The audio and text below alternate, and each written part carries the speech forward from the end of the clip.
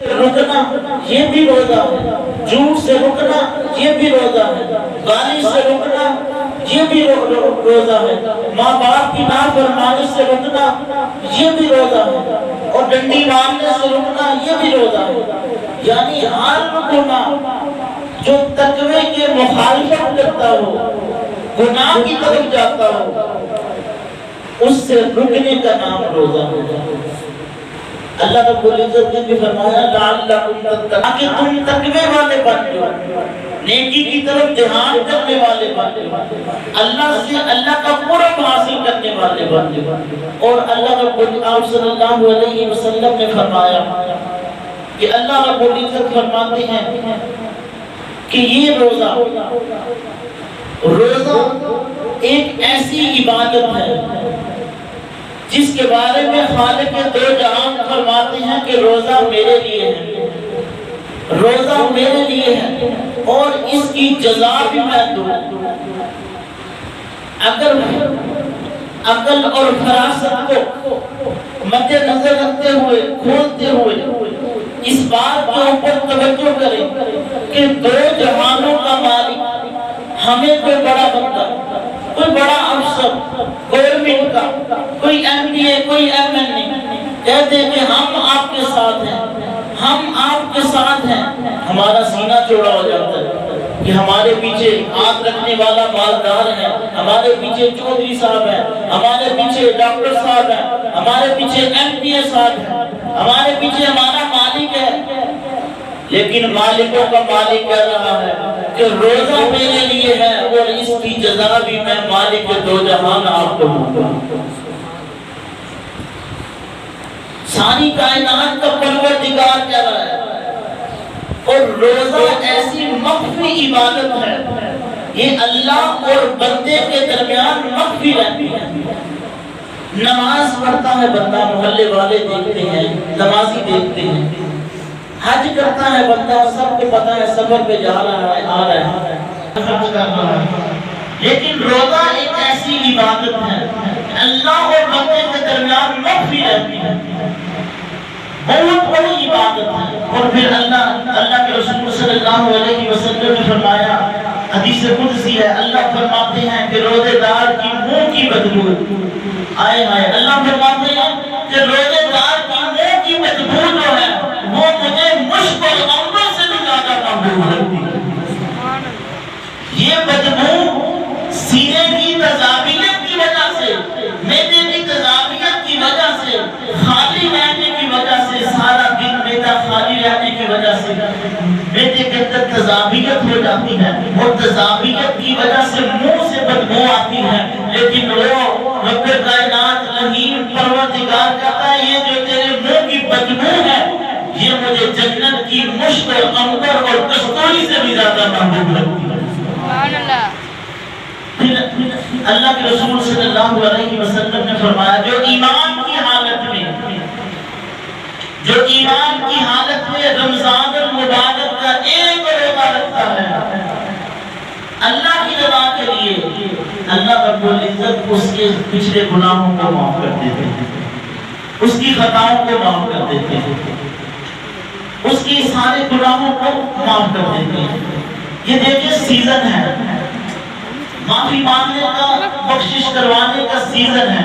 رسول اللہ صلی اللہ علیہ وسلم کا مبارک فرمان ہے، آپ صلی اللہ علیہ وسلم ممبر کے قریب تشریف لائیں، پہلی سیڑھی پر قدم رکھا تو آمین، دوسری سیڑھی پر قدم رکھا تو آمین، تیسری سیڑھی پر قدم رکھا تو آمین۔ صحابہ نے کہا یا رسول اللہ صلی اللہ علیہ وسلم پہلے معمول ہی ہوتا تھا، سیڑھی مبارک کے ممبر کی سیڑھی پر قدم رکھتے ہوئے اللہ اکبر کہتے تھے، آج آمین کہا۔ تو فرمایا جب میں ممبر کے قریب ہوا تو جناب جبریل علیہ السلام آئے، آگے عرض کیا ہلاکت اور بربادی ہے اس شخص کے لیے جو رمضان کی مبارک گھڑیوں کو پائے،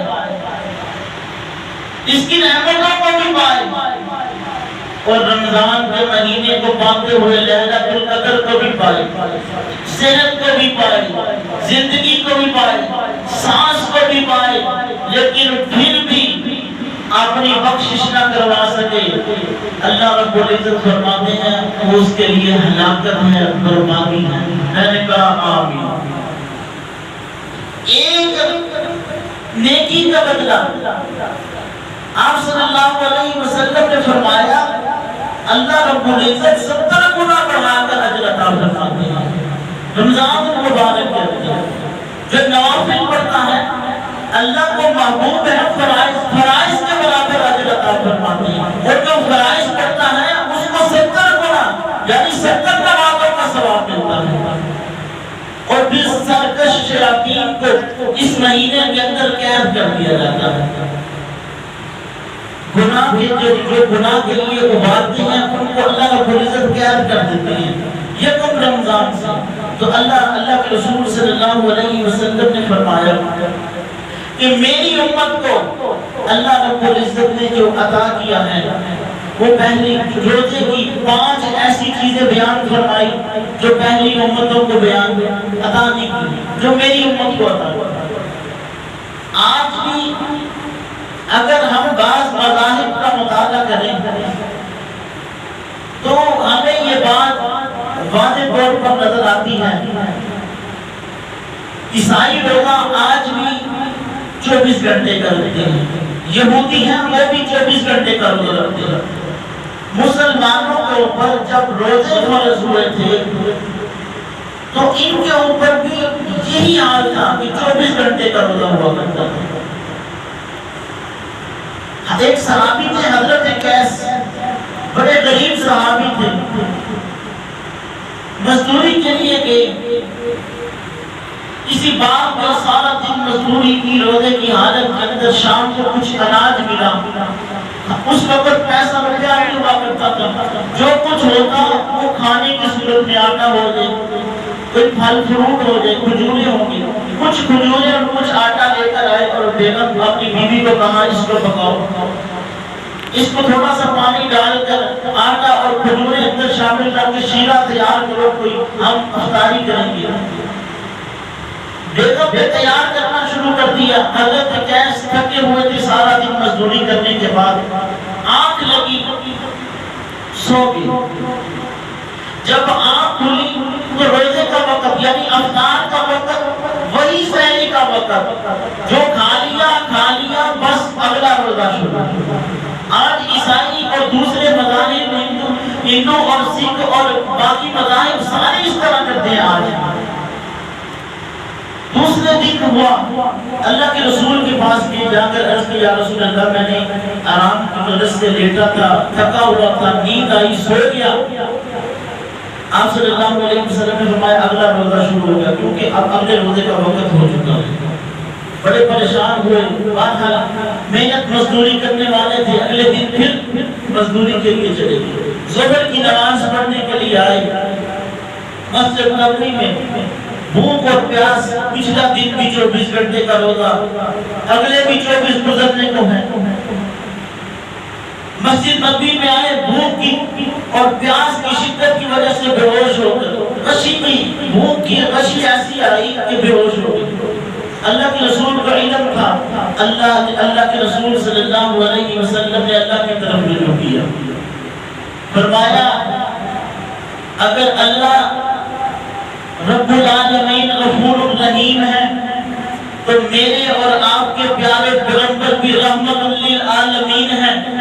اللہ کی طرف رجوع کیا، اے اللہ یہ بہترین امت ہے، یہ میری امت ہے، آپ کے لاڈلے کی امت ہے، یہ افضل امت ہے، اس پر رحم کیجئے۔ اللہ رب العزت نے فرمایا کہ رات صبح سے لے کر شام تک یہ روزہ ہوگا، کھانے پینے سے اور اجماع سے رکنا ہوگا، اس کے بعد افطاری کے بعد خوب کھاؤ، رات کو بھی کھاؤ، جس وقت دل کرتا ہے سحری تک خوب سحر ہو کر کھاؤ، پھر اللہ کا نام لے کر سحری کرو۔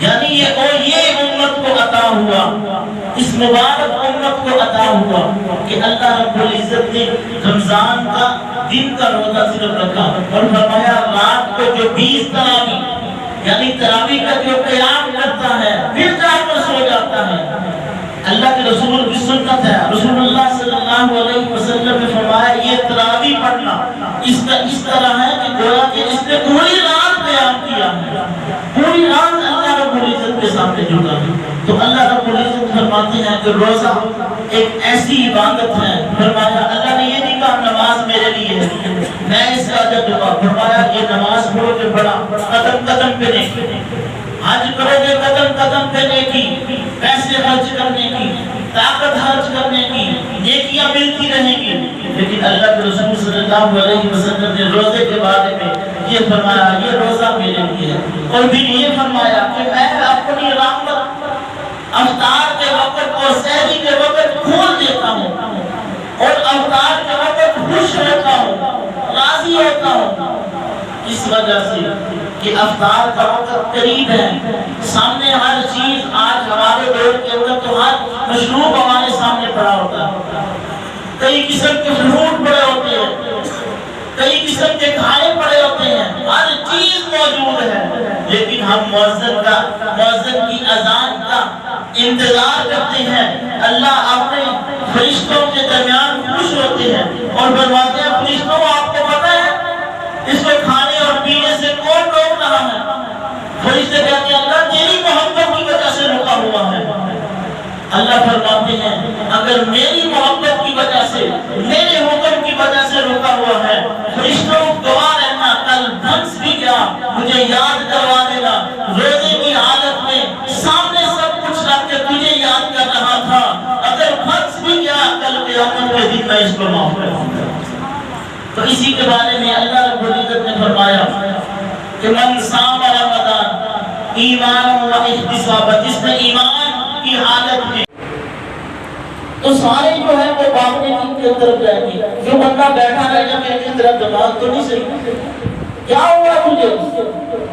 اللہ رب العزت نے اسی طرح آج ہمیں ایک نیکی کے بدلے میں جو ہے ہزاروں نیکیاں بخشی ہیں، اور فرمایا اللہ کے رسول صلی اللہ علیہ وسلم نے فرمایا پہلی امتوں کو 5 چیزیں نہیں عطا کی جو اللہ رب العزت نے اس امت کو عطا کی، ان میں سے ایک لیلۃ القدر ہے، لیلۃ القدر یعنی لیلۃ القدر خیر من الف شہر، جو 1000 مہینوں کی عبادت سے بھی زیادہ افضل چند گھڑیاں ہیں، چند گھڑیوں کی عبادت پہلی کسی امت کو نہیں عطا کی، اللہ کے رسول صلی اللہ علیہ وسلم نے اس امت کے اوپر رحم کیا، اس امت کے اوپر فضل کیا، اس امت کے اوپر رحم کیا ہے۔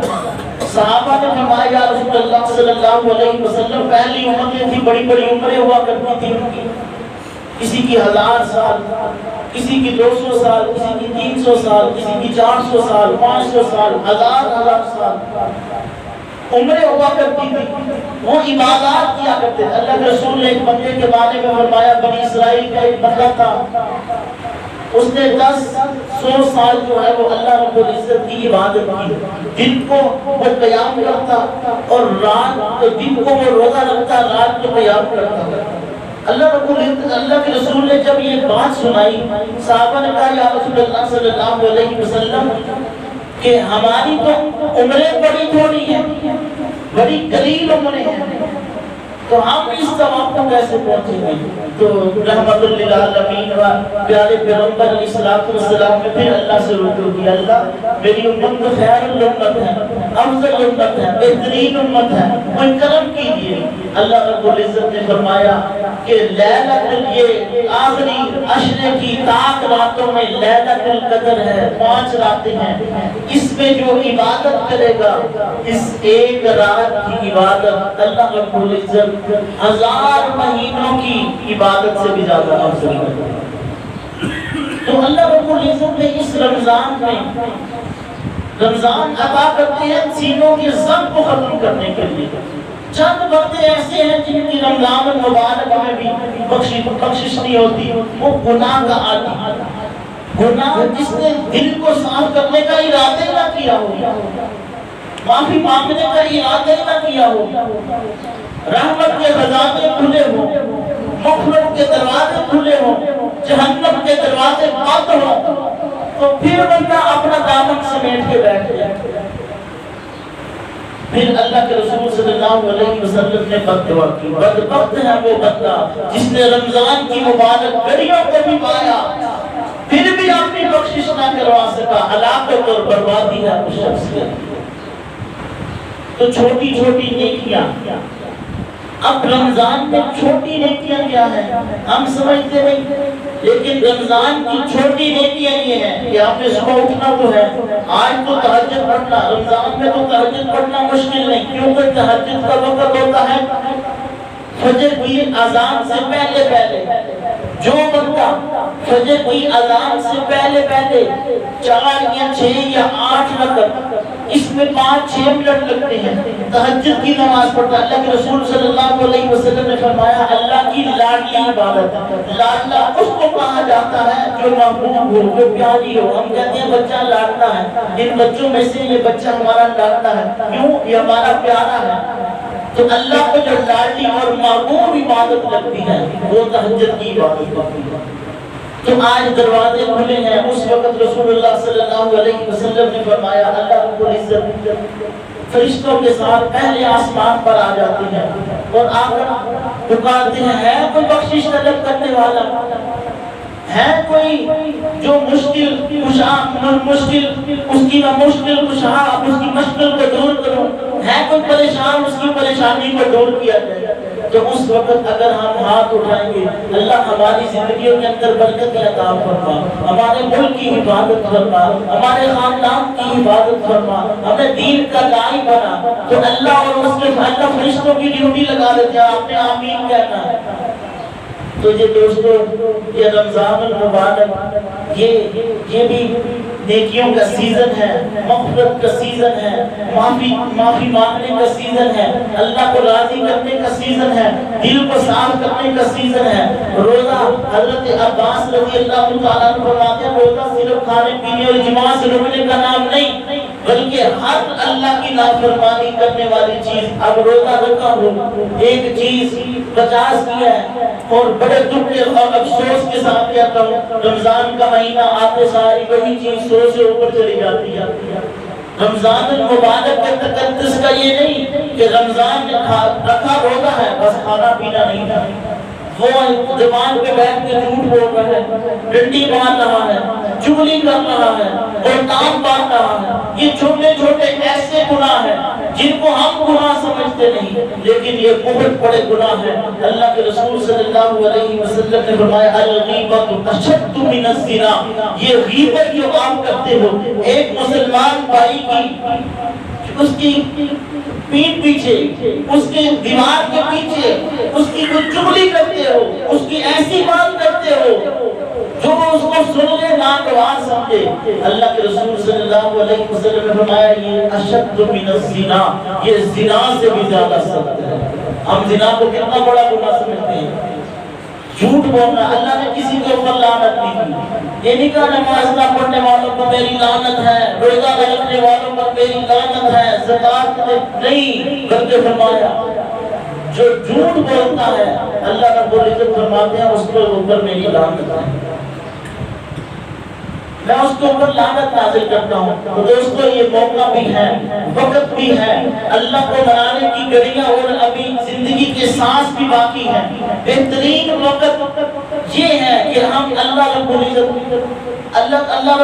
فرماتے ہیں کہ یہ نہیں کہ تھوڑے گناہ زیادہ گناہ نہیں، فرمایا یہ ساری دردی ساری زندگی گناہ کرتے رہے لیکن ایک دن ندامت آئی.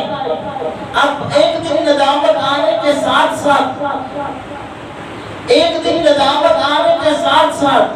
پھر اللہ کے رسول صلی اللہ علیہ وسلم نے فرمایا اس بزرگ کی مثال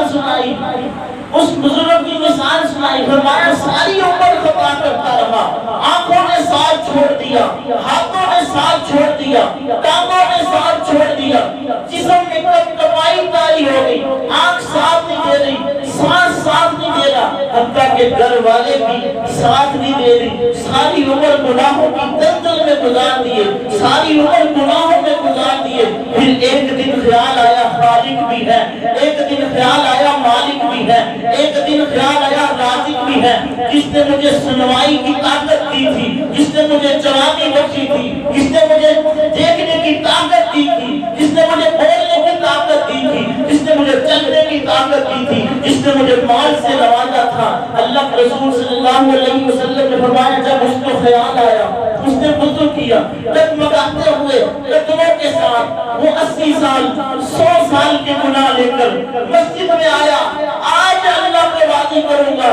اللہ رب العزت فرماتے ہیں جب وہ آ کر ہاتھ اٹھاتا ہے، وہ ہاتھ بعد میں اٹھاتا ہے، اللہ اس کے گناہ کو پہلے معاف کر دیتا ہے۔ تو آج سیزن ہے، آج معافی کا سیزن ہے، آج وقت ہے۔ فرمایا نبی عبادی انی انا الغفور الرحیم، اے میرے پیارے پیغمبر ان کو بتا دیجئے، ان کو متنبہ کر دیجئے۔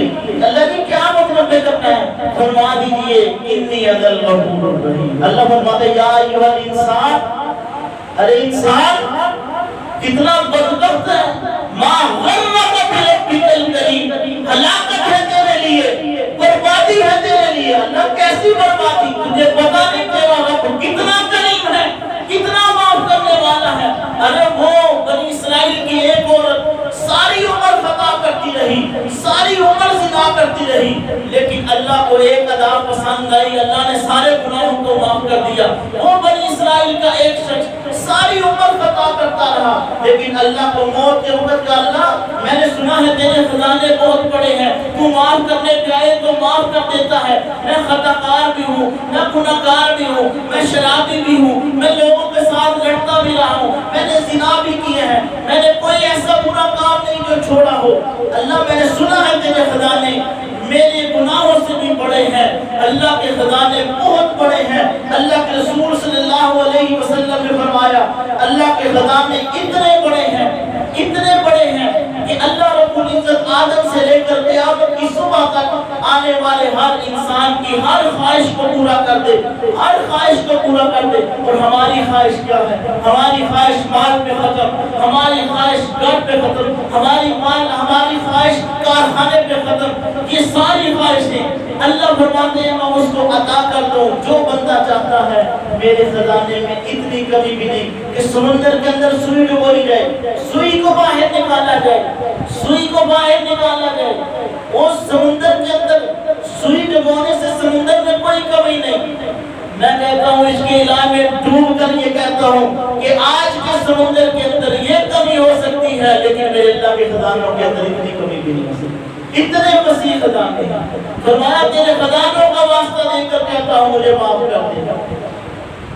وقت کے نبی کو کہا جاؤ اس کو غسل دو، قبر پہ لاؤ۔ وقت کے نبی جا کر پریشان ہو گئے، یہ تو گناہ گار بنتا ہے، خطا کار بنتا ہے، ہم نے اس کو بستی سے نکالا، گھر سے نکالا۔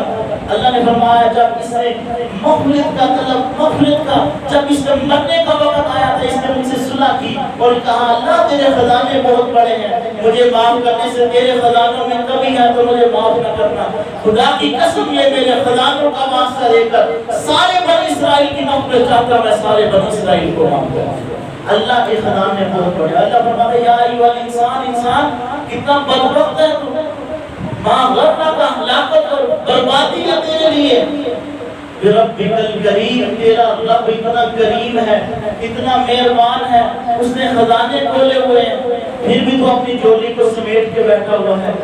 اپنی جولی کو کھولیے، یہ رمضان کی مبارک گھڑیوں کو، مبارک لمحوں کو اپنے دامن میں سمیٹیں، خوش اخلاقی کے ساتھ۔ ہم سمجھتے ہیں بولنا، ہمارا اسلام تو اتنا خوبصورت گلدستہ ہے دوستو، خوبصورت بات کرنا، ایک مسلمان کا دوسرے مسلمان سے خوبصورتی سے بات کرنا۔ اللہ فرماتے ہیں صبح سے لے کر شام تک اس کے لیے مغفرت کی دعا کرتے رہتے ہیں فرشتے۔ جو ایک مسلمان کو دوسرے مسلمان سے صرف اخلاق کے ساتھ بولتا ہے، بیمار ہو جانے پر ایک مسلمان، جب ایک مسلمان دوسرے مسلمان کی بیمار پرسی کے لیے جاتا ہے، صبح جاتا ہے تو شام تک 70,000 فرشتے دعا کرتے ہیں۔ دوستو ہمارا اسلام تو اتنا خوبصورت مذہب ہے، تو اتنی خوبصورت گھڑیاں بھی ہمیں عطا کی ہیں، اتنی خوبصورت نعمتوں والا مہینہ بھی عطا کیا ہے۔ اللہ کے رسول 2 مہینے پہلے اس کی تیاری شروع کر دیتے ہیں، 2 مہینے پہلے اس کا آغاز شروع کر دیتے ہیں۔ فرماتے ہیں رجب اور شعبان میں اللہ برکت عطا فرما اور رمضان کی مبارک گھڑیاں اور ساعتیں مجھے نصیب فرما۔ اللہ رب العزت سے دعا ہے کہ اللہ رب العزت اس رمضان المبارک کی جو ساری نیکیاں ہیں، ساری رحمتیں ہیں، اللہ کے رسول نے جتنی خیریں مانگی ہیں، اللہ ساری ہمیں اپنے دامن میں سمیٹنے کی توفیق عطا فرما اور ان بدبختوں میں شامل نہ کرنا جس پر اللہ اور اس کے رسول نے لعنت دی ہے، اور ہمیں کامیاب فرما اور ہمارے سارے گناہوں کو معاف فرما۔ وآخر دعوانا الحمدللہ رب العالمین۔